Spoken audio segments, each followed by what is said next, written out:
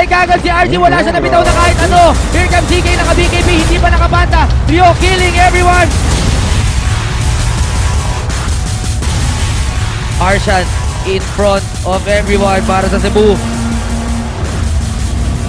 Ang technique, eto na mga Ito na mga kaibigan, yan na, sinasabi ko. Ay na, panta-manta technique! Aray! Oh no, tinamaan si Jules. Ang Jules, kapil. mamamatay siya kaka dito, sobrang bilis mga kaibigan. Ang katerba, umahataw. Diyos ko po.